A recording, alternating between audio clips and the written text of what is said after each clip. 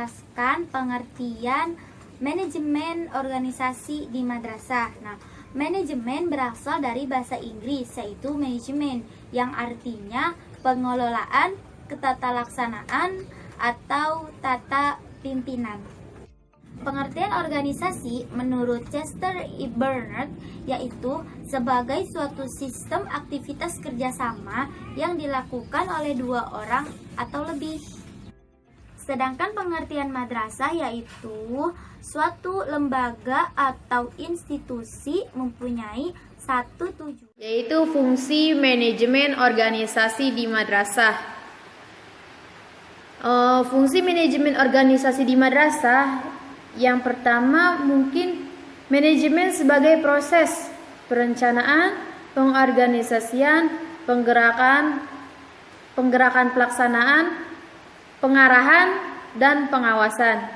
Nah, juga menyediakan sumber daya manusia, material, dan sumber lain. Adapun tujuan manajemen organisasi di madrasah yaitu menurut Short dan Fries pada tahun 1974, tujuan utama manajemen adalah produktivitas dan kepuasan. Nah, apabila produktivitas merupakan tujuan dari manajemen, maka kita perlu memahami makna produktivitas itu sendiri. Oke, selanjutnya adalah landasan-landasan manajemen organisasi di madrasah. Landasan manajemen organisasi di madrasah itu ada 4. Yang pertama adalah landasan agama, yang kedua adalah landasan filsafat, dan yang ketiga adalah landasan sosial dan budaya, dan yang terakhir adalah landasan ilmu pengetahuan dan teknologi. Oke, yang pertama adalah landasan agama. Landasan agama ini seperti yang tertuang dalam Pancasila yang pertama, yaitu ketuhanan yang Maha Esa, di mana masing-masing individu mempercayai Tuhannya masing-masing. Dan dalam pengembangan sikapnya, Pancasila yang pertama ini dikembangkan dalam sikap saling menghormati dan bekerja sama antar agama atau antar kepercayaan yang berbeda-beda, sehingga terjalinnya hubungan yang harmonis dan rukun dan damai. Kedua adalah landasan filsafat. Filsafat pendidikan di Indonesia ini dipengaruhi oleh dua hal pokok. Yang pertama adalah cita-cita masyarakat, dan yang kedua adalah kebutuhan peserta didik yang hidup di dalam ruang lingkup masyarakat. Yang ketiga adalah landasan sosial budaya masyarakat.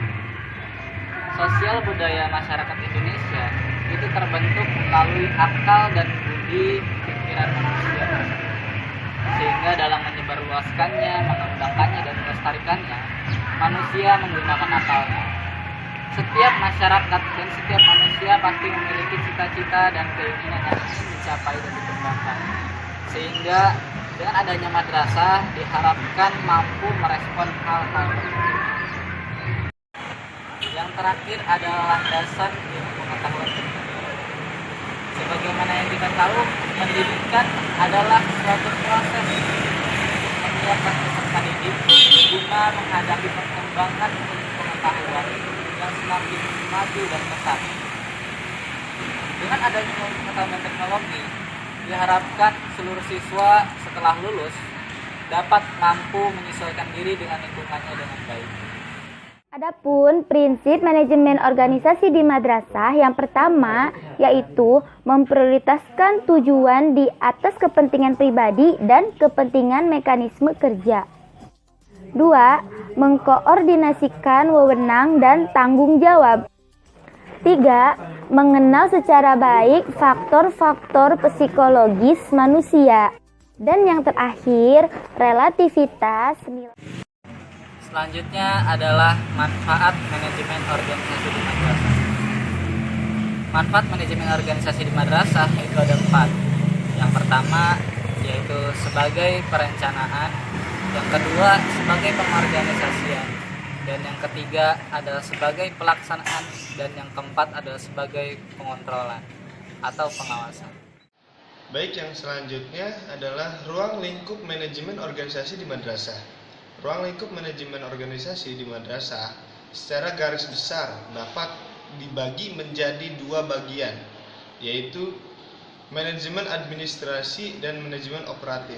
Manajemen administratif, bidang kegiatan ini disebut juga manajemen of administrative function, yakni kegiatan-kegiatan yang bertujuan mengarahkan agar semua orang dalam organisasi atau kelompok kerjasama mengerjakan hal-hal yang tepat sesuai dengan tujuan yang hendak dicapai. Yang kedua, manajemen operatif. Dalam bidang kegiatan ini disebut juga manajemen of operative function, yakni kegiatan-kegiatan yang bertujuan mengarahkan dan membina agar semua orang yang melaksanakan pekerjaannya menjadi tugas masing-masing dengan tepat dan benar. Selanjutnya adalah struktur organisasi di madrasah. Berikut adalah struktur organisasi madrasah yang terdapat di sebelah kanan saya. Ada juga faktor yang harus dipertimbangkan. Yang pertama, tipe organisasi. 2. Budaya dan politik organisasi. 3. Level organisasi di mana sistem diadakan. 4. Lingkungan di mana organisasi harus melakukan fungsi. Yang kelima, kelompok kepentingan utama yang dipengaruhi sistem. Berdasarkan observasi yang telah saya lakukan, saya mendapati berbagai macam permasalahan yang terjadi pada manajemen organisasi madrasah. Namun, yang saya garis bawahi yang menurut saya paling penting adalah kualitas kurikulum dan kualitas tenaga pengajar yang ada pada madrasah, terutama madrasah swasta. Kenapa? Karena madrasah swasta kebanyakan mengambil tenaga pengajar yang kurang profesional, dalam artian yang tidak sesuai dengan background pendidikannya, sehingga menyebabkan kualitas kurikulum yang kurang baik. Nah, solusinya adalah pemerintah harus memperhatikan dan mengontrol pada setiap madrasah, terutama madrasah swasta yang masih merintis, supaya tenaga pengajar dan juga sarana dan prasarananya dapat terpenuhi sehingga tujuan peningkatan dan keefektifan di madrasah itu dapat tercapai.